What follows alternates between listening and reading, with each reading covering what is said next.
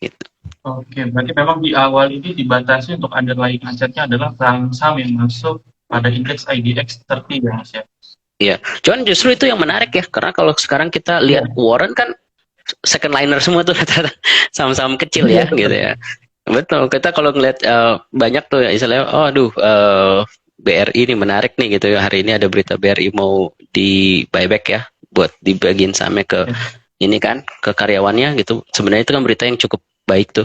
Nah, cuman kan kalau misalnya ada investor yang agresif gitu ya, wah kalau saya mau hit BBRI harganya cuma dapatnya misalkan berapa lot gitu.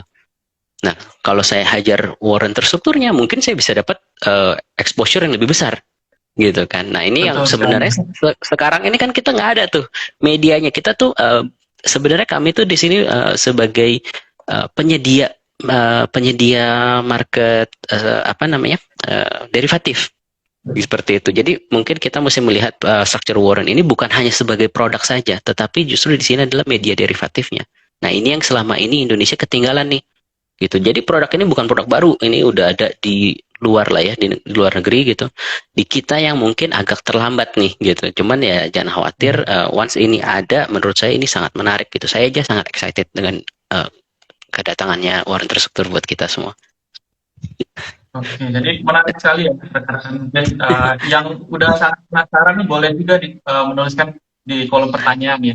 Jadi sedikit saya rangkum, kita tadi agak bingung. Jadi intinya sebenarnya buaran terstruktur ini jadi salah satu opportunity nih buat rekan-rekan yang mungkin pengen beli BBCA misalkan butuh modal besar, harus 700.000 misalkan per lot gitu ya, atau 800.000. Betul, Nah dengan adanya waran terstruktur ini mungkin rekan-rekan butuh modal yang lebih kecil gitu kan, pasti harga warannya itu lebih murah daripada harga underlyingnya seperti itu. Jadi kalaupun dia naik 5% beraksanya lebih cepat gitu kan. Karena modal kita atau benar-benar lot kita kan jadinya lebih banyak seperti itu. Oke. betul. Dan mesti diingat karena di structure warrant ini karena dia produk derivatif, pergerakannya juga ada efektif gearingnya mas. Jadi contoh kalau saham utamanya Oke. naiknya 5%, biasanya tuh structure warrant-nya itu bisa naiknya tuh lebih dari 5%. Mungkin 10% kah atau misalkan 3 kali lipatnya bisa gitu. Karena memang kan di sini ya kita bayangkan aja satu tiknya BCA itu kalau misalkan sekarang kan BCA 7.000 ya, berarti kan per Ya. tiknya itu berapa? 25. 25 ya 25. gitu kan. Nah, itu kan berarti kan 7.000 ke 7.005. Nah, kalau misalkan structure warrant-nya itu kan bisa dijual dengan harga let's say Rp500. Nah, Rp500 Ya. kalau misalkan kita hitung secara tiknya naiknya 25 tik itu kan berarti persentasenya uh, signifikan tuh. Jadi Lebih besar. memang ya jadi memang cuman memang dia nanti akan kita harus lihat nih sensitivitasnya itu berapa. Jadi setiap berapa tik saham BCA warrantnya itu baru bergeraknya berapa seperti itu. Nah, cuman yang pasti yang dari Kiami ini high risk high return. Ketika saham utamanya naik 5%, dia bisa naik 10%. Tapi sebaliknya, kalau saham Parah banget. utamanya turun, nah dia juga bisa turunnya 2 kali lipat, 3 kali lipat juga seperti itu. Jadi ya investor mesti lihai lah ya, pintar-pintar lah gitu ngeliat. Pokoknya kalau beli warrant terstruktur, rumusnya cuma satu. Kalau kita yakin kalau sahamnya itu bullish bakal naik, itu boleh beli warrant terstruktur call-nya gitu. Ya, jadi tetap kembali lagi rekan-rekan kalau mau beli saham harus memiliki landasan yang benar dulu gitu ya. Begitupun nanti warannya Iya, harus punya alasan yang jelas baik dari sisi betul. underlying-nya kondisi trennya seperti apa, technical fundamentalnya gitu ya supaya nanti pas beli juga tahu kapan exit, kapan keluar, kapan belinya seperti Betul, itu. betul, betul. Nah ini Pokoknya ada kalau beberapa dikit, pertanyaan Mas, dari ya, yang apa namanya dari viewers kita. Ini yang pertama adalah dari Fandi Pirsa. Kapan nih Mas kira-kira launching nih warren instrukturnya? launching ya. Kalau dari kita sebenarnya kita sudah menyiapkan semuanya sih, Mas. Jadi nggak usah khawatir karena kan memang dari OJK sudah keluarin POJK-nya, dari bursa juga udah keluarin IDX guidelines-nya gitu kan. Yang kita sekarang tunggu ini tinggal efektif statement-nya dari OJK. Jadi once itu keluar efektif statement, itu langsung 2 hari berikutnya kami sudah mesti announce bahwa seri apa aja yang akan kami keluarkan gitu. Nah, jadi harusnya dalam jangka waktu dekat inilah ya, kalau misalkan prediksi kita sih di September tuh harusnya semuanya sudah beres sih. Seperti itu. Bursa itu Ya, jadi buat akhir tanggal teman-teman 25 sekalian yang September ya. sudah menanti. Seperti itu. Jadi kita Ya, kita harapkan harusnya secepatnya lah gitu. Kita tinggal menunggu dari OJK-nya aja sih, Mas. Kalau untuk semuanya kesiapannya kami udah siap kok gitu. Yes, yes. Nah, ini ada pertanyaan lagi Mas dari Mas Rianto Tan. Apakah waran terstruktur ini juga nanti harga waran itu bisa nol juga Mas? Nah, kalau kita mengingatkan Betul. kalau harga waran kan sampai nol juga Iya, ya. betul, betul. Jadi warrant terstruktur ini sama kayak warrant perusahaan. Pada saat maturity, kalau udah lewat dari itu kan berarti udah nggak bisa di trading tuh, berarti kan harga udah nol. Sama seperti itu. Makanya tadi saya bilang kita ini tidak cocok untuk investornya nggak panjang yang buy and hold. Ya kalau bagusnya warrant terstruktur, ini kita otomatis exercise. Maksudnya apa? Jadi contoh gini, kalau investor equity warrant, dia punya equity warrant nih, jatuh tempo, dia lupa claim, walaupun itu in the money, itu akan hangus begitu aja tuh. Ya kan dia lupa nih Oke. klaim, minggu depannya dia baru ingat, loh saya kan punya warrant ini, kenapa saya nggak tebus gitu. Nah itu equity warrant itu mereka tetap angus tuh, karena kan yang dibeli kan haknya doang kan. Nah kalau structure warrant lebih bagusnya adalah kita automatic. Jadi kalau misalkan ada investor nih beli, lupa dia gitu ya, ini mungkin yang portofolionya banyak banget ya, dia lupa beli dan kebetulan posisi in the money, gimana, apakah dia mesti klaim? Enggak, nasabah itu nggak perlu klaim. Investor itu dari sekuritas manapun itu tidak perlu mereka melakukan klaim, jadi itu akan langsung otomatis dihitung sama ke pay, dibagikan oleh ke say gitu, itu langsung. Nah, terus kalau bisa jadi nol, ya tentu saja karena yang kita belikan cuma haknya nih. Ketika haknya itu kita tidak pakai, ya maka itu bisa jadi nol gitu. Makanya mungkin kalau ada salah satu influencers yang menggambarkan seperti kita beli voucher gitu kan, kita bisa beli misalkan kita bisa beli sekarang mungkin yang apa bensin gitu ya, harganya 15.000 seliter. Nah, ada nih yang jual voucher bensin nih dengan harga 10.000 gitu kan. Cuman ini mesti digunakan maksimum minggu depan gitu. Kita beli voucher 10.000-nya gitu. Nah, sampai minggu depan kita lupa pakai. Akhirnya kelewatan. Nah, voucher itu kan maka tidak akan jadi nggak berlaku lagi. Walaupun padahal harga Ya. bensinnya kita pakai kan kita untung tuh. Kita bisa beli bensin harga 10.000 untuk harga 15.000. Nah, seperti itu sih. Jadi, warrant ini harus diingat bahwa ini adalah option. Kalau dia tidak digunakan, haknya tidak digunakan, ya maka itu akan menjadi nol. Makanya nasabah mesti pintar-pintar. Kalau let's say tadi kan kita bilang BCA punya duit 700.000 beli satu lot gitu ya. Nah nasabah beli warrantnya berapa? Apakah 700.000 juga? Enggak, belinya jangan 700.000 dong. Karena kan ini ada leverage-nya ya, ada efektif gearing-nya.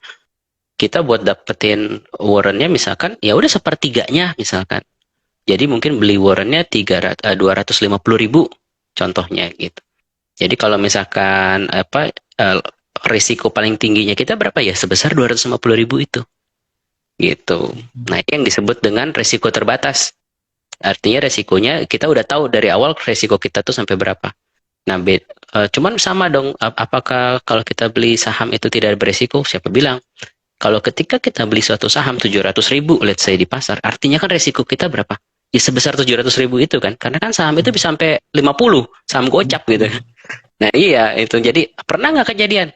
Oh pernah, dulu kan pernah nih saya mungkin mungkin tahun 2008-an gitu ya, kita tahu lah ada salah satu saham yang dari 8.000 sampai sekarang mungkin Sampai tinggal berapa ratus sekarang perak baru gitu rame kan. lagi. Nah sekarang lagi rame lagi, nah itu cuman kan kalau dilihat dari grupnya banyak banget yang udah jadi gocap tuh gitu, dari saham-saham ya grupnya dia. Nah itu resiko pasar, itu tidak bisa kita hindari. Jadi kalau pertanyaannya apakah bisa jadi nol, ya kalau pertanyaan bisa jadi nol itu sebenarnya bukan hanya structure warrant sih, tapi saham pun juga sama. Tapi yang mesti kita ingat adalah produk ini ada jatuh tempo, ada jangka waktu. Nah itu jangan sampai kelewat gitu. Kalau memang misalkan uh, kalau misalkan kita contoh horizon kita 6 bulan, ternyata warrant terstrukturnya tinggal jatuh temponya sebulan lagi. Kita udah analisa nih, saya yakin nih Bank BRI Desember ini bakal naik kenceng gitu. Cuman pas kita beli warrant terstruktur BRI-nya yang tinggal jatuh tempo sebulan lagi. Nah, itu nggak sesuai kan? Target kita sampai Ya. akhir tahun gitu. Nah, pas kita kelewatan itu ternyata nggak dapet kan, udah selesai lah seperti itu. Jadi ya balik lagi ke investor, kita harus pahamin dulu gitu ya, bahwa yang kita beli ini bukan aset, yang kita beli ini adalah haknya, optionnya, structure warrant-nya gitu. Nah itu yang apa kita mesti tahu tuh. Nah itu sih dari saya sih Pak Rian ya. Gitu. Dan Oke, ya. Jadi saya sedikit menambahkan ya. Jadi rekan-rekan tuh kalau membeli juga pasti harus memperhitungkan dulu nih money manajemennya gitu ya. Jadi ya, jangan sembarang beli gitu. Harus juga memperhatikan risk to reward-nya seperti apa dan sebagainya. Oke, kemudian tadi kita sempat bahas nih Mas, ada istilah in the money, at the money sama out the money. Nah mungkin rekan-rekan nih masih banyak yang bingung nih, apa sih yang dimaksud dengan in the money? Karena kalau kita biasanya kan kalau di saham nyebutnya floating profit gitu ya, floating loss gitu. Nah ini ada beberapa istilah baru mungkin yang perlu dipahami nih oleh para penonton kita pada kesempatan kali ini. iya iya. Ya kalau istilah sebenarnya nggak usah pusing sih, oh apa sih ini in the money, at the money, out of the money gitu ya. Jadi sebenarnya ini kita cuma melihat harga saham pada saat itu dibandingkan dengan strike price-nya. Gitu. Strike price itu dapat dari mana? Nanti setiap structure warrant yang launching itu akan ada namanya term sheet. Jadi di term sheet-nya itu udah dikasih tahu nih, ini strike price. Misalkan contoh harga harga saham ABCD di 5.000. Lalu strike price-nya misalkan 5.300 contohnya. Nah, itu sudah ada di term sheet-nya di awal tuh Mas. Nah, itu dapatnya dari mana? Itu bisa nanti dari website-nya bursa atau website-nya issuer. Kalau kami kan berarti RHB ya. Nanti teman-teman bisa datang tuh ke waran.rhbtradesmart.co.id. Kita website-nya udah launching kok itu. Jadi bisa dilihat-lihat aja. Nah, di situ semua dokumentasi ada. Nah, untuk menentukan in the money itu artinya harga sahamnya saat itu sudah lebih tinggi dibandingkan strike. Contoh tadi kan kita strike 5.300. Nah, kalau let's say Ya, harga sahamnya sekarang 6.000. 6.000 artinya itu in the money. Nah, kalau harga sahamnya 5.300 sama nih, harga saham sama-sama strike itu sebutnya at the money. Nah, kalau harga sahamnya di bawah harga strike-nya itu artinya out of the money. Sebenarnya seperti itu aja sih. Jadi simple, investor nggak perlu khawatir ini maksudnya apa sih, gimana gimana itu kalau misalnya ada yang mau baca-baca, mampir aja ke website kami. Di situ sebenarnya udah ada tuh FAQ kami siapkan menjelaskan secara detail gitu. Karena memang ini mungkin istilah yang apa baru ya buat investor kan. Tetapi ya harusnya ini sebenarnya nggak baru-baru banget sih, karena sebenarnya warrant perusahaan pun sama tuh Mas, ada istilah in the money, out of the money. Cuman kan kadang-kadang kalau kayak kita udah di market, yang penting kita taunya floating loss sama apa ya. ya take profit aja gitu. Ya seperti itu. Jadi ya nggak usah khawatir lah, maksudnya istilah-istilah ini dan ini semua itu istilah ini kalau kita hitungnya pada saat jatuh tempo Mas. Jadi kalau saat berjalannya itu adalah mekanisme pasar. Nah ini cuma penentuan untuk penyelesaian tunainya itu pada saat maturity. Seperti itu. Jadi investor nggak perlu worry, dan itu semua sudah dihitung otomatis oleh KPay gitu. Jadi investor harusnya nggak perlu worry ini maksudnya apa ya, terus ngitungnya bagaimana ya gitu. Kalau mau tahu hitungannya silahkan mampir ke website kami, tapi kalau misalkan nggak mau pusing udah lihat aja maksudnya harganya sekarang itu berapa, apakah lagi masih menarik untuk dibeli atau tidak gitu. Seperti itu sih dari saya. Oke, siap. Jadi buat teman-teman yang tadi mungkin masih banyak belum apa ya, masih perlu banyak tambahan informasi ya bisa mampir ke websitenya RHB Sekuritas atau di Instagramnya RHB Indonesia Warren nih. Karena Iya tentu betul dalam betul jangka waktu kita ini kan sangat terbatas Mas ya, nggak mungkin semuanya bisa betul disampaikan betul. secara menyeluruh. Iya iya iya betul. Kemudian ini Mas terkait fee transaksi apakah sama Mas dengan saham ya? Karena dan jam perdagangannya apakah juga sama mengikuti jam bursa atau seperti apa? Oke, kalau untuk fee transaksi semua sama mas. Fee transaksi sama kayak kita trading saham aja ya. Nah, tapi yang membedakan itu mungkin kayak apa perpajakannya ya. Kalau misalkan saham itu kan ada pajak finalnya tuh mas. Nah, kalau warrant itu kan Ya. mungkin kalau yang udah pernah beli warrant perusahaan tahu sih, itu kan bisa dilihat pada saat kita terima TC-nya tuh kelihatan tuh bahwa tidak dipotong langsung pajak. Karena memang bentuknya itu untuk warrant itu kita di Indonesia masih menggunakan self assessment. Self assessment itu artinya investor lapor sendiri lah gitu ya. Kalau nggak lapor atau enggak gimana, ya itu tanggung jawab masing-masing intinya gitulah. Jadi memang tidak dipotong pajak finalnya untuk structure warrant. Dan kalau fee itu sama kok. Jam per transaksi itu juga sama.